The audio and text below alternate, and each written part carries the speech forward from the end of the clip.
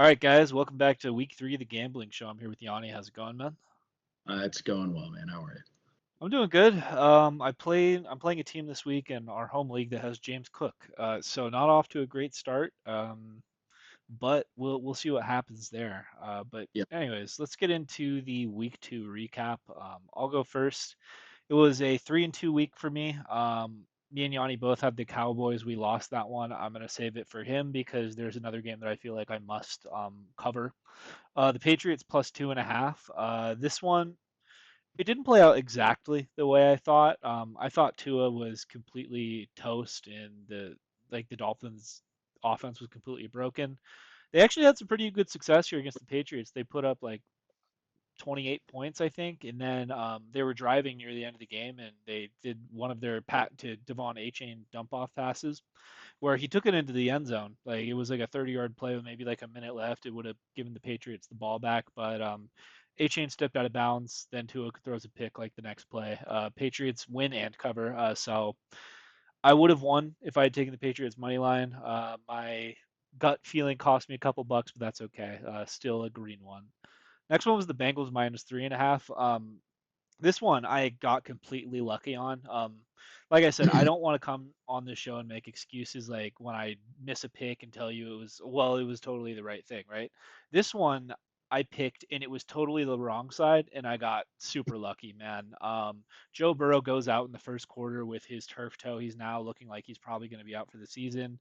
The Bengals went down early. I think it was like 10-0, and you have Jake Browning steering the ship for the Bengals. So I figured that one was dead in the water. But combination of a couple things, one of which being Trevor Lawrence sucking at football, Brian Thomas Jr. Having PTSD, and Jake Browning, he threw 3 picks, but he drove the Bengals down when they needed it. Rushed. I think he did a quarterback sneak with like 10 seconds left to put the Bengals up by exactly 4. So I covered by a half a point. For all the times I've gotten fucked on this show, getting bad breaks, it was nice to get a good one every once in a while. But unfortunately, it was part of a 3-leg parlay, and the next leg, the Broncos minus 2.5. This was the one I called a 5-star play in my play of the week. I'm now 0-2 on these for the season, but yeah, that one missed. This game was a total cluster.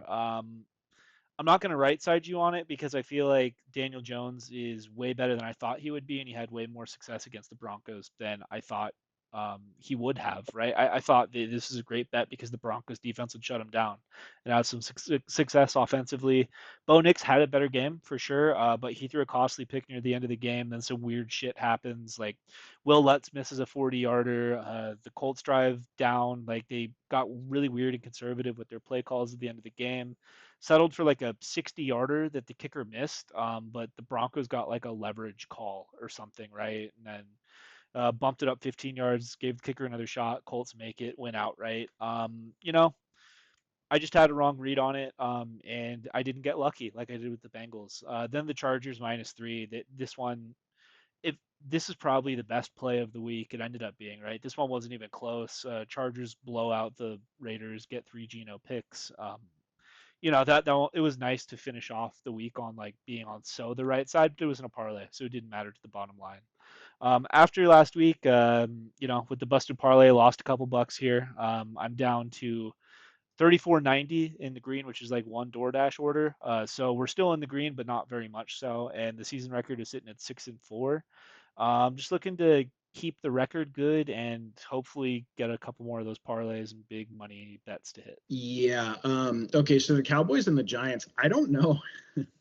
I don't even know if I would say we had the right or wrong side on that. That was just one of those bizarre division games where nobody could stop anybody. That the Cowboys, for the life of them, could not stop those seam routes to Neighbors. Neighbors had like one of the best games of his career. Russell Wilson had one of the best games of his career. The Giants in kind could not stop Jake Ferguson. They couldn't stop Pickens. They couldn't stop CeeDee Lamb. They couldn't stop Javonte Williams. It was a mess of a game. Not a hint of defense played anywhere. I guess that's the risk you run when you take like a sizable. That game was in MetLife, right? Yeah, it was. Yep. So when you take a sizable divisional road right, favorite. That's sort of the risk you run. I think that's maybe that's something that needed to be factored in more heavily. I don't really regret it. If you told me I could bet the game again, I would certainly bet that side. I am a little bummed that last year me and Ted crushed our consensus picks, and this year we're getting crushed on consensus picks. That does bum me out. Broncos, Ted covered.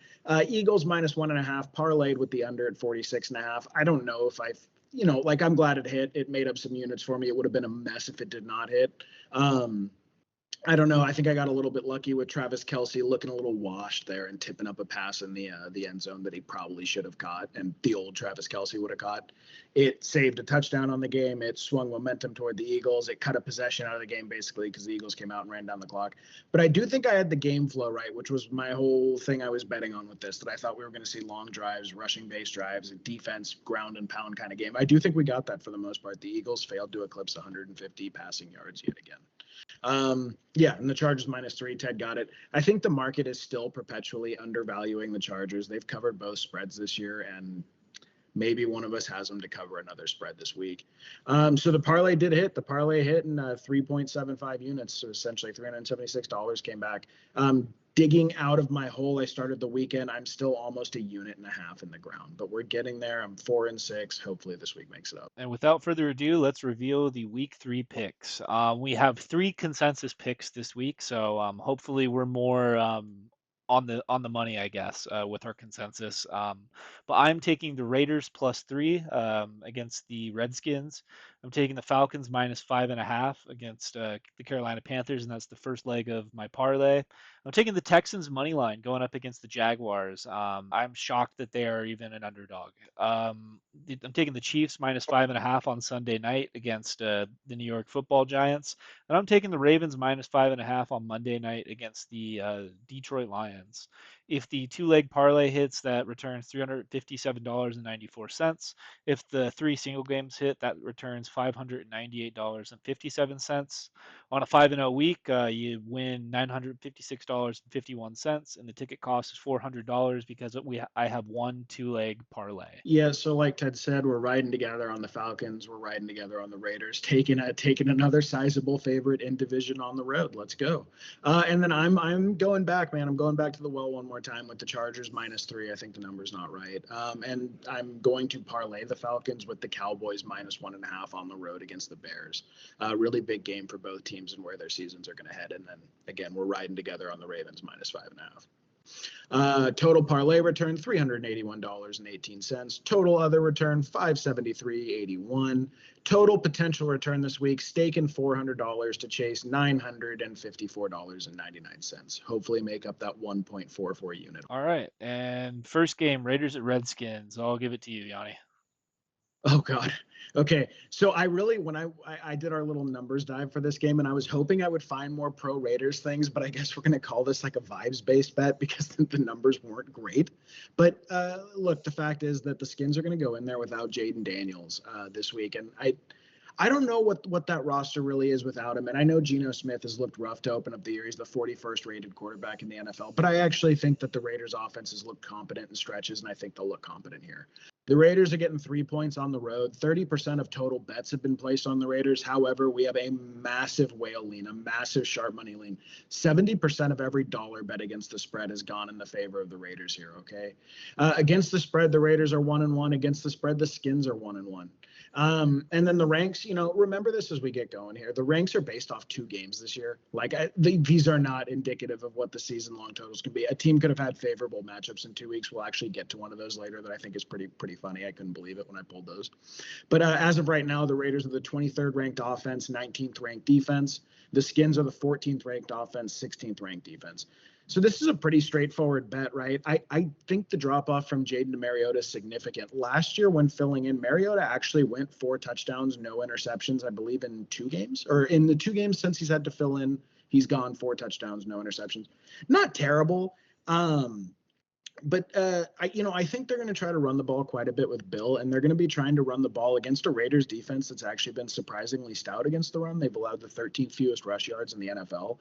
And then, so interestingly enough, right? I don't know what's going on with Geno. I was really high on Geno coming into the year, actually. Like not in terms of a top 10 quarterback, but in terms of a top 20. but he looked awful when he got pressured against the Chargers. Really made some horrible. Ted actually had a game that was teetering on. He had Justin Herbert going against the Chargers defense, and that he was flipping out into histrionics during that game in our fantasy league, right?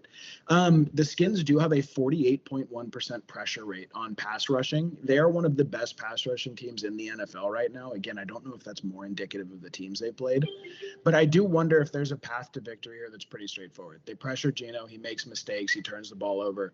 But I really feel like this is going to be the first game of the year where Genty really gets going. It seems like the Raiders are going to be able to play some ball control. They're not going to get behind. Mariota's not going to be sitting there piling on the points. I think Debo's going to have a really big game because they'll probably have a ton of short stuff to him.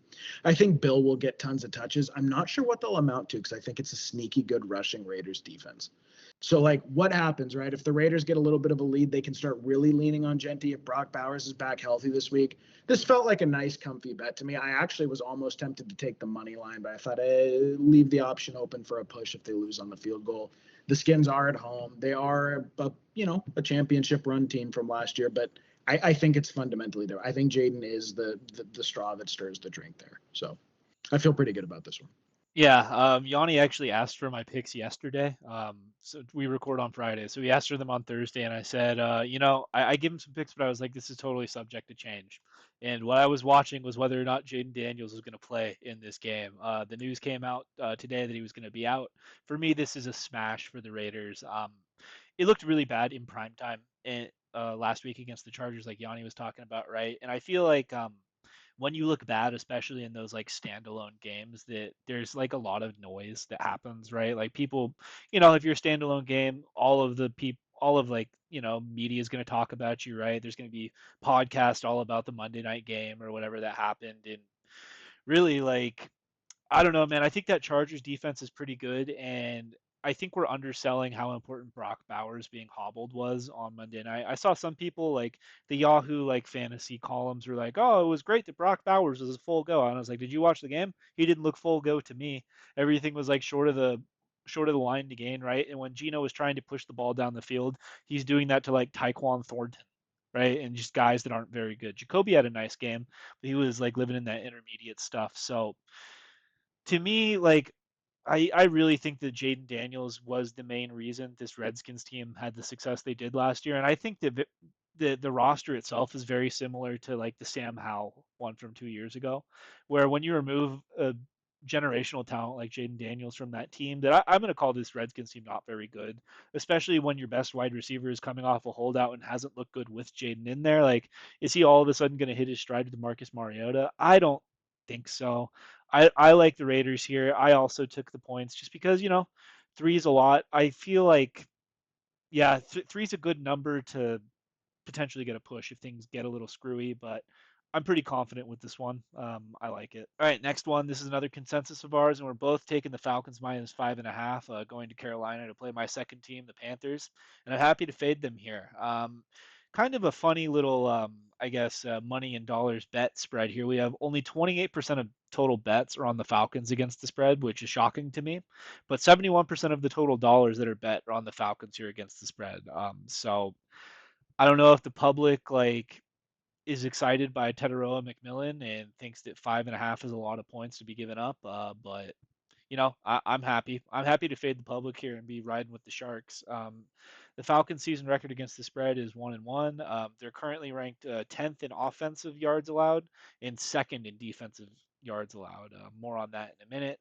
As for the Panthers, they're sitting at 1-1 against the spread this year. They got that weird cover against the Cardinals that I feel like if the Cardinals didn't shoot themselves in the foot, the Panthers are probably sitting at 0-2 at this point. And they're 22nd in both offensive and defensive rankings. So there's a couple of things here that kind of led me to this Falcons side and being willing to lay 5.5 points, which is not a small amount of points, right?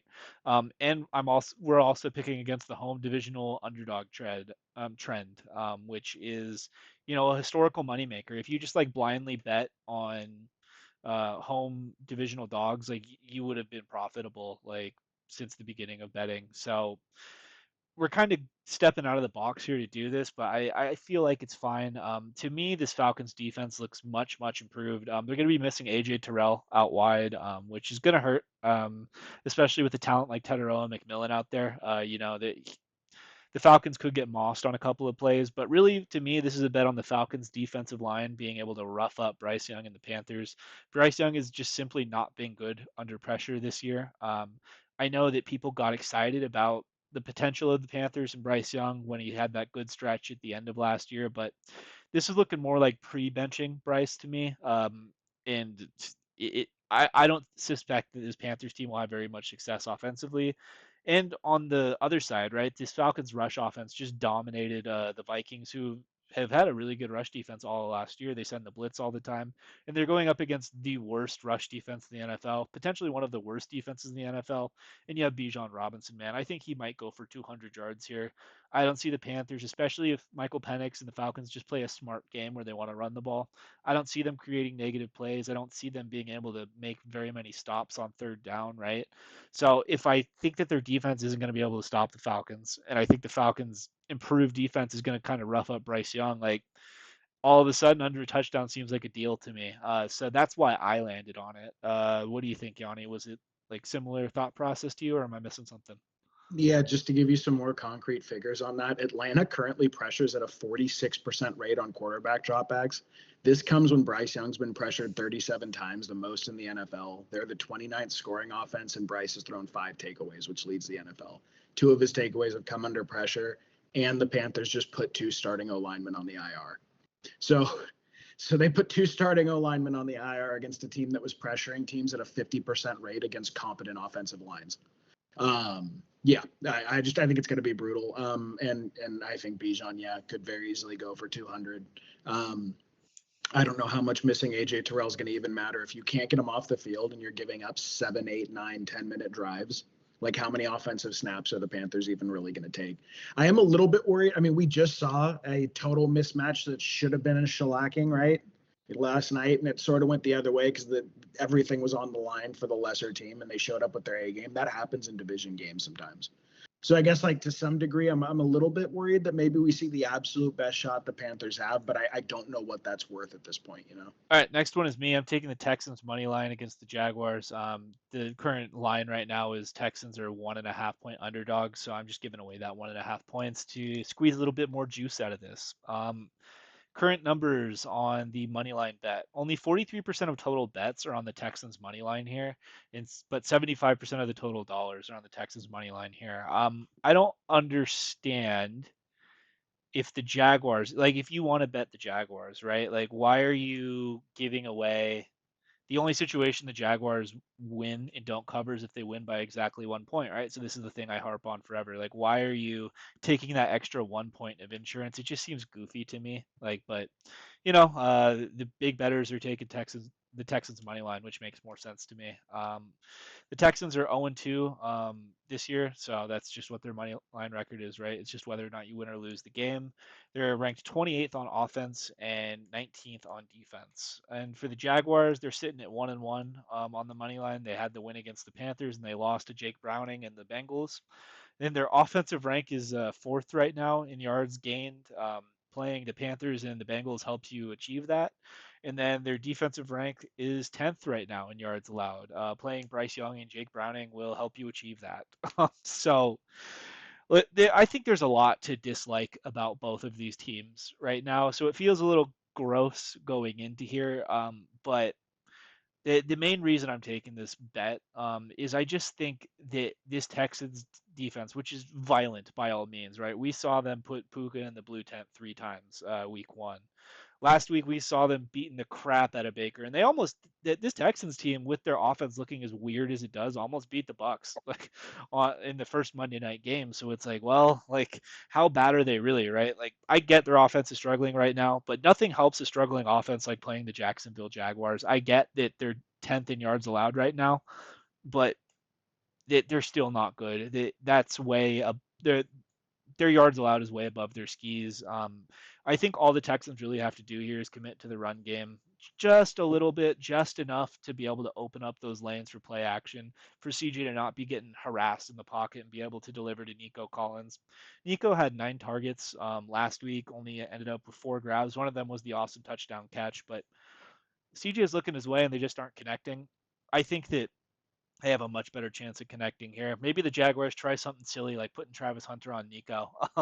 If they do that, I like Nico's chances there. It really to me is just about CJ Stroud getting his footing, getting more comfortable because he doesn't look like that, right? And being willing to fade this Trevor Lawrence and Jaguars version of an offense that we're seeing here. It's close. Like I didn't feel smart enough or confident enough to put it in a parlay. So I mean, a little sketchy, but I like the bet here. Texas money line. What do you think, Yanni? Did I step in it? Do you like the Jags? So the big thing I had in my notes for this game was massive physicality mismatch. Like, dude, I watch MMA, I watch boxing, I've been watched football my whole life. When I watch the Texans, they look uniquely violent, like in a football context.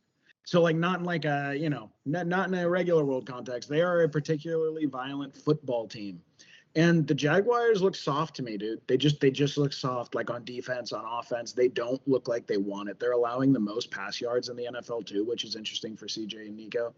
And then the Texans have the 11th rated rush defense in terms of yards allowed, 7th rated pass defense. And they're going to put Stingley on Brian Thomas Jr. So the joke I've been cracking with Ted all week is, can you imagine if the word gets out in the NFL that Brian Thomas Jr. doesn't like getting hit?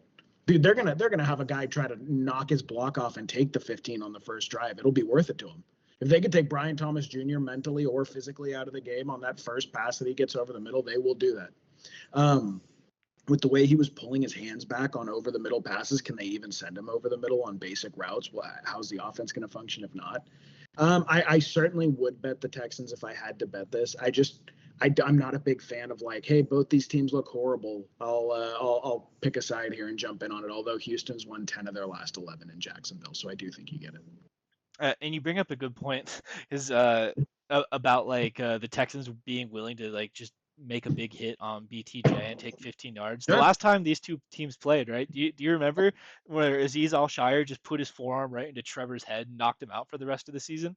Oh Like, my God. Yeah. yeah, Yeah. dude, if they do that again, like we could see a fight on the field, I think for sure. Dude, they're animals. They are animals. Like relative to other NFL, the bunch of felons on the field every week, those guys are particularly felony. They're scary, man. Like, oh man, Brian Thomas Jr. has got his work cut out for him. I don't know if this is the week he bounces back. Okay, Broncos and Chargers. I told you guys. I think the market is perpetually undervaluing the Chargers this year. I don't think they have the right read on exactly how good of a team they are, and it shows because they're 2-0 against the spread so far. I'm taking the Chargers -3 at their home opener against the Broncos. I also don't know. Ted was on this earlier than I am. I'm starting to come around to it. I don't know if the Broncos are the defense they were promised to be. I think a big part of that is they specifically went out and got Dre Greenlaw to anchor the middle of their defense, and he has not been able to take the field yet. And the guys that are in there in his stead are not good.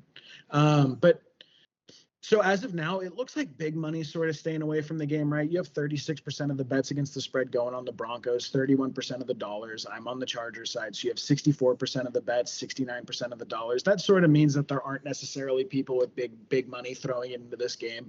It's a weird divisional game. It's a really tough coaching matchup. It's a really tough matchup all around. The Broncos did just allow like 165 yards to Jonathan Taylor on their way to letting 6 scores in a row up to Daniel Jones.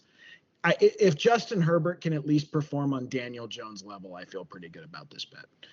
But look, again, right, talking about how the markets value them, they're 0-2 against the spread, the Broncos. I think they've been a little bit mispriced. I do think they should have covered against the Titans. Sean absolutely effed me on that.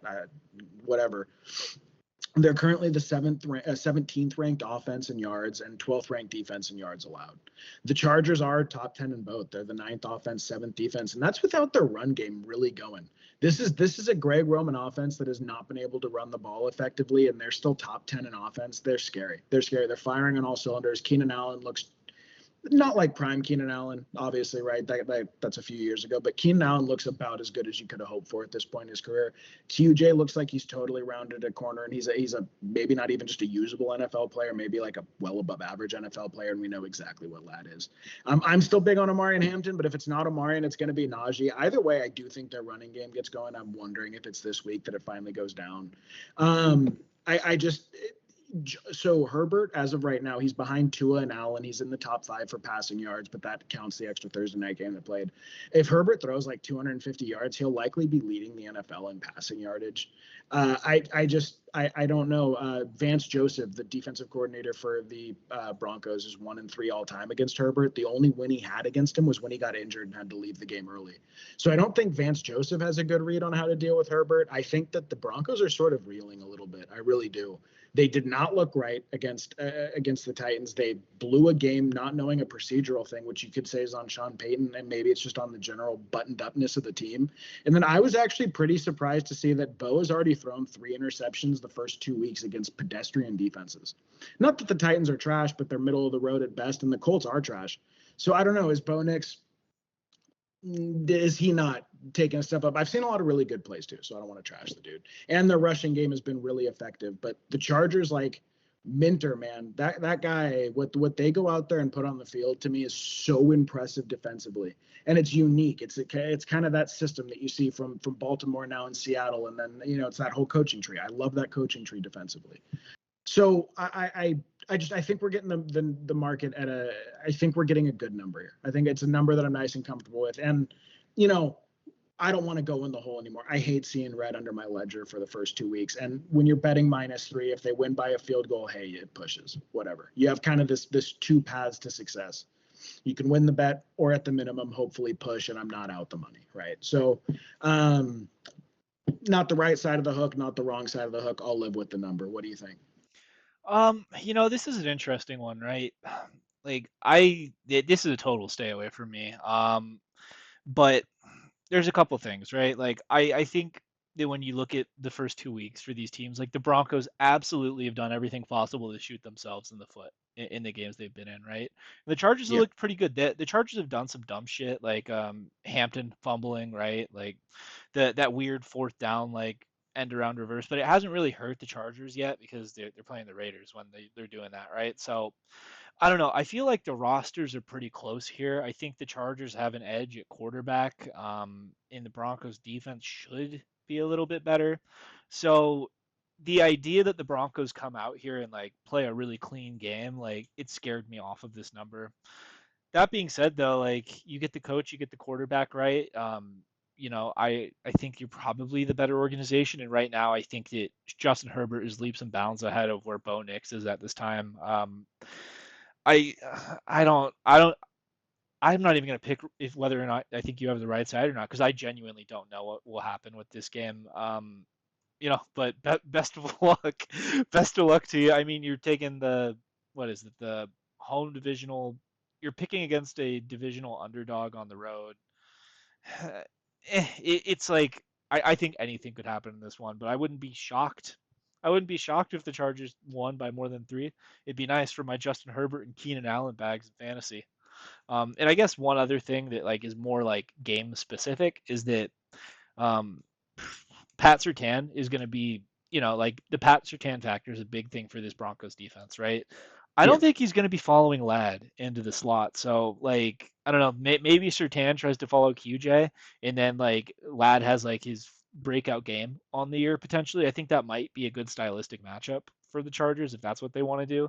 Like, I'd be shocked if QJ Moss is Surtain, but you never know, man. He's the Randy Moss of Vincent Jackson's in this Right. offense all of a sudden. The other thing to remember for this one is the Broncos have the 30th ranked rushing defense. So they've had an abysmal rushing defense so far this year. So I don't know. Is it the first Hampton game, maybe? Do my Hampton bags start to look up? Maybe. Could be Maybe. a big Najee game too. We'll see. Oh, God. Don't say Don't say that. Okay, this one's me as well. Cowboys -1.5, going on the road to the Bears, +1.5 coming back, obviously. 37% of the total bets placed have gone for the Cowboys. However, another massive whaling. 66% of every dollar bet has gone on them, right? Conversely, 73% of the total bets yielding 34% of the total dollars for the Bears. That always makes me feel really good when I see that. That means I'm swimming with the whales, always happy to do so. The Cowboys are 1-1 against the spread, although, what the, I I don't know what happened with the Giants game. I'm really kind of inclined to write that off as an outlier. I hope so because that game is going to affect me and Ted's betting week quite a bit. However, the Giants, whatever happened last week between the Giants and Cowboys, adjudicating that properly is going to really impact me and Ted's units at the end of this week. We'll see. Betting units, not yeah. So okay. Cowboys, offensive rank 3, defensive rank 30. They got absolutely lit up by the Giants last week. That really messed up their ranking because they actually looked good against Philly. They probably would be middle of the pack, maybe even pushing top 12 if they could have showed out, but they wouldn't. Offensively, though, they look excellent. They have the seventh rusher in the NFL. They have the third receiver and the fifth passer and yardage right now, right? They're firing on all cylinders. George Pickens tied for the lead in the NFL in targets in the end zone. Like they're rolling. They're rolling. For the Bears, you're 0-2 against the spread. The market has overvalued them in the beginning here. I think they're doing it again. I don't think so. So to keep the ranks out of the way, 15th on offense, 28th on defense. 28th on defense because they got absolutely opened up on by the Lions last week. I don't think this number's right at all. It's why I had to bet it. Ted goes, dude, why wouldn't you just take the over? It's a fair question. I think I would take the Cowboys by like a touchdown here. I really do. They've looked so much better offensively to me. And Chicago, they lost Jalen Johnson, dude. If they lose Jalen Johnson and they can't stop the passing game, we just saw what Jared Goff and the Lions did to him. Um, I guess you could pick nits about it, but at the minimum, you would have to say that Dak Prescott, CeeDee Lamb, and George Pickens are every bit the receiving trio that Jared Goff, Amon-Ra St. Brown, and Jamison Williams are. They're right there, And is the running game is good? No, right? It's nowhere close. If the offense is good, I wouldn't put the Cowboys and the Lions anywhere close. But I don't know, man. The Bears are rolling out a JV team there. I think it's really a shame from the Caleb perspective because I don't think we're really going to have a good idea of exactly where Caleb's at if the defense can't stop a nosebleed. And I don't think they will here. So maybe I should have parlayed it with the over. I don't know, but I would have taken the Cowboys at 6.5 here. I really would have. So if you think the spread should be 6.5 and you're getting 1.5, hit that all day. I don't really. There's not too many hard numbers to give. The Cowboys just gave up 450 yards to Russell Wilson. Can Caleb be as good as Russell Wilson was last week? Certainly. Odunze came out on fire this year. He looks excellent. And I think DJ Moore probably has his best game of the season this week. You can get it at minus 110. I actually looked this up because I was curious. His prop bets are 55 yards and 4.5 receptions. Both are like minus 110 to minus 120. I thought that was pretty silly. If you're going to hit props in this game, I would go ahead and smash both of them, especially if Swift misses and they put him out of the backfield. That 4.5 reception number is ridiculous. So I think we see one of DJ Moore's best games of the season. Does that maybe impact the game? Maybe. I don't know. I think the Bears are in really serious trouble. I think they're rolling out potentially the worst defense in the NFL. And with Caleb's propensity to like get off schedule, to get jumpy in the pocket, to make weird plays, this was a very comfy bet to me. I was surprised not to see Ted rolling. I thought Ted would be in on it with me. And most of all, and most importantly, we're fading Chad Millman, which is always stressful to fade Chad Millman. Well, to be fair, Chad is a Bears fan, so he may Okay. he may have gotten a little homer with his pick. I don't know. I was actually watching their show this week, and Simon Hunter was talking about how money Dak is like beating up on bad teams. I think like Yeah. what is it? I'm totally paraphrasing the stat. Go watch their show, Sharp or Square, like if you want to actually hear what Simon's exact words were on it. But I think it was like Dak Prescott against like teams that just got blown out by 20 or more points is like 11-3 against the spread the Yeah. following week or something, right? So that he's what we like to call a can crusher for sure. Yeah. I think. Listen, man, if I had to pick a side, I would absolutely be riding with the Cowboys here. The reason I stayed away from this one and the reason I would not bet it is I think that I feel like I know the Bears defense is dog shit. Like I feel like I know that for sure, right? They just gave up 50 to Jared Goff. You let Jared Goff throw for 5 touchdowns on you. You looked bad in that one night JJ McCarthy quarter. Like by all accounts, right? I think the Bears are just poorly coached on defense. And at the same time, right, the Cowboys they look good against the Eagles week 1, but then you just let Russell Wilson throw for 450 on you, right? And my priors coming into the year were like the Cowboys were going to be a pretty bad defense, right, and be like the NFC version of the Bengals. That's what we both called them coming into the year, right? So we only have 2 games of data. I'm like maybe they are just that bad, right? And if they are, and Caleb has a decent game, this could be like a weird back and forth thing. It's like I've said this before on the show a couple times, but when 2 teams get so bad, like things become far less predictable. I like the Cowboys offensive unit by far. I think that's actually a good unit. So that's why I lean with you on the Cowboys here, but Bears scoring 35 to 40 points, I don't think is out of the question either. I think it's also possible the Bears only scored 10 points. I think it's going to be squarely on Caleb's shoulders. And if he looks bad here, like despite how his defense looks, right? Like obviously it doesn't help when your defense is just leaking yards, giving up points, and you have to throw to catch up, right? But let's be honest here, man. Caleb, we've been pretty patient with him. He's looked continued to look weird. Like he does these things. I call it bait, where like he makes plays where he looks really good, right? He has these nice scrambles. He looks so athletic, and then he does other shit where you're just scratching your head, like why would you do that?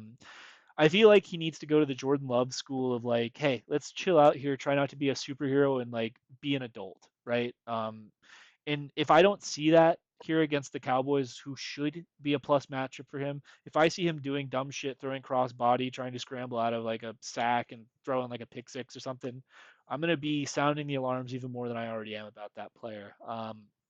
Bears fans, I'm sorry. I would suggest maybe, the Cubs are good this year. The Cubs have the best record in the MLB.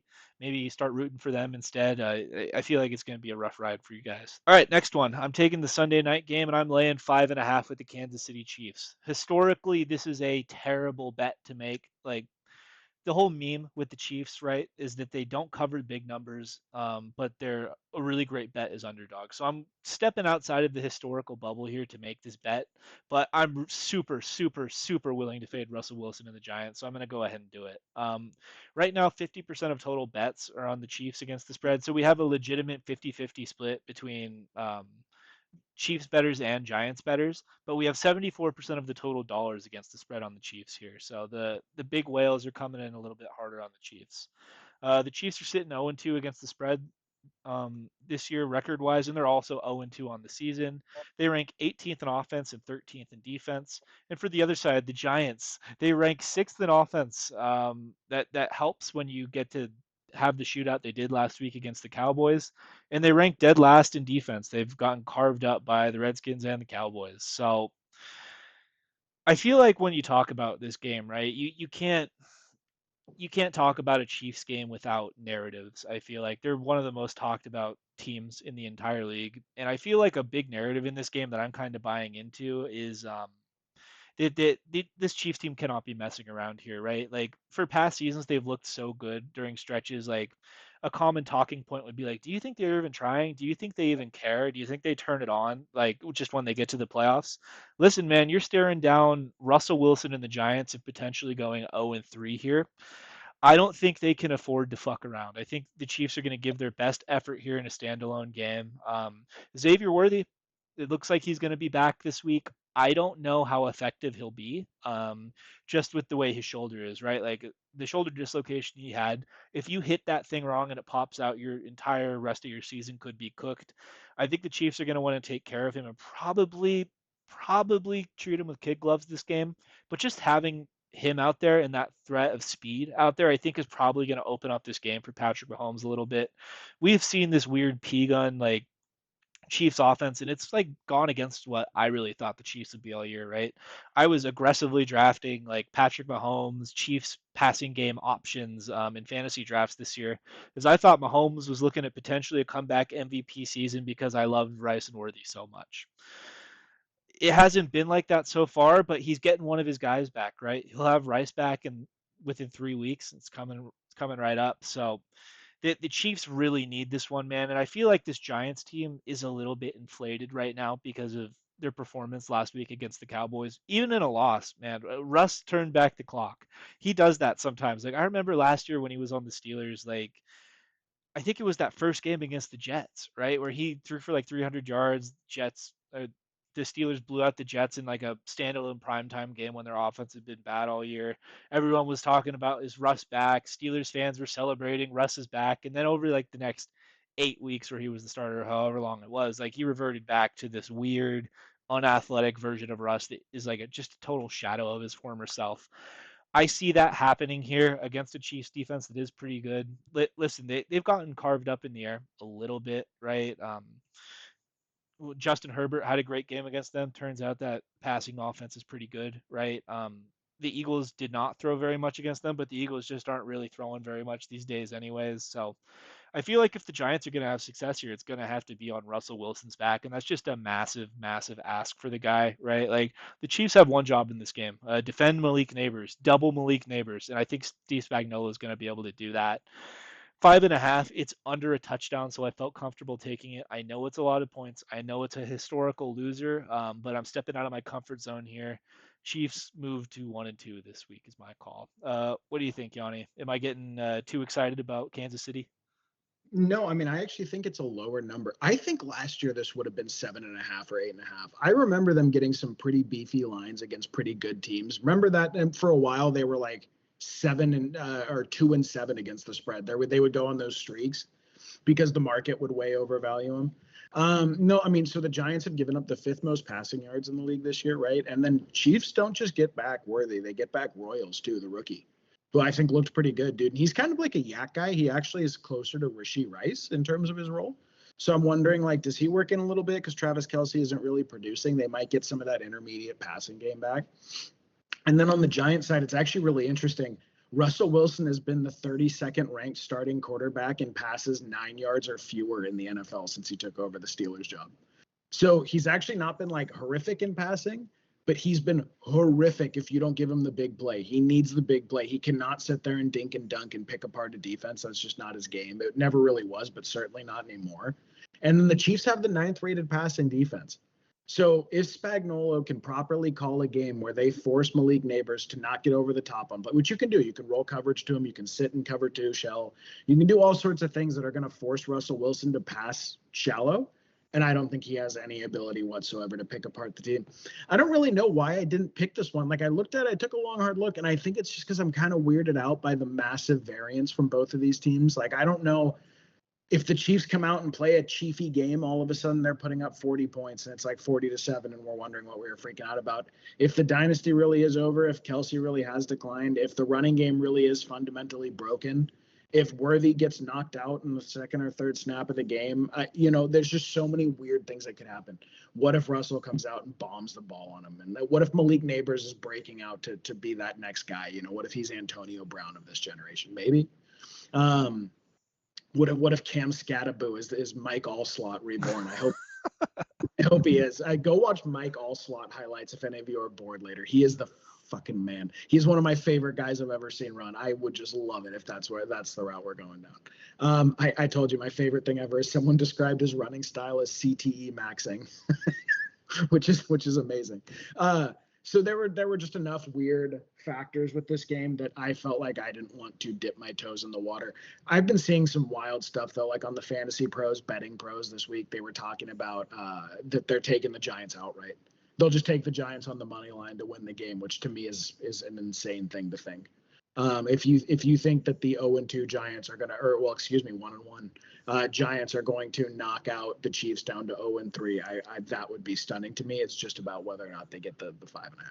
Well, let's say that happens. Let's say the Giants pull the upset on standalone Sunday night game. Chiefs go to 0-3. Do you think they miss the playoffs? No, I think they probably still get a wild card. They're too good. At 0-3, that'd be crazy, man. I know, but it's crazy all the comebacks he's had and all that.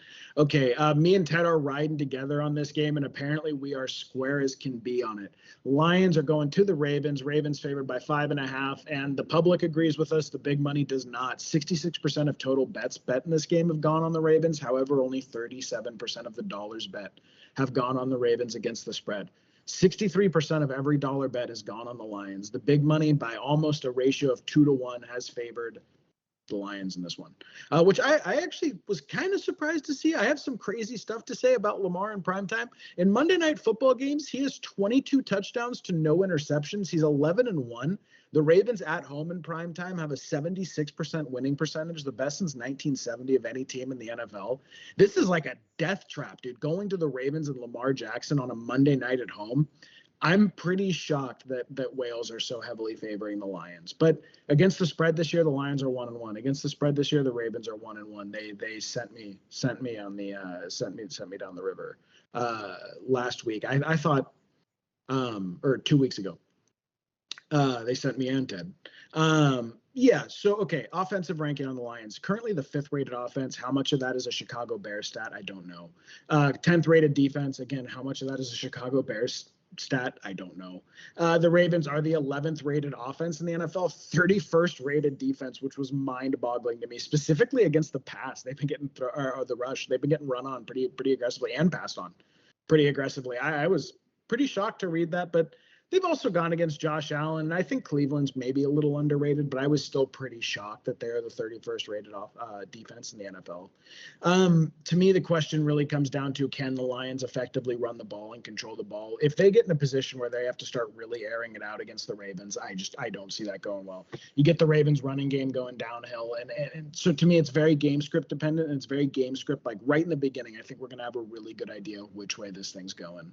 Um, I think the Ravens rushing attack's a little too much. I think Lamar Jackson's a little too much, dude. He's currently leading the NFL in passer rating. He's actually, I believe, he's nipping at Aaron Rodgers' heels if he hasn't already passed him for all-time passer rating. And just absurd, man. He's chasing down the record for the all-time rushing title for all quarterbacks.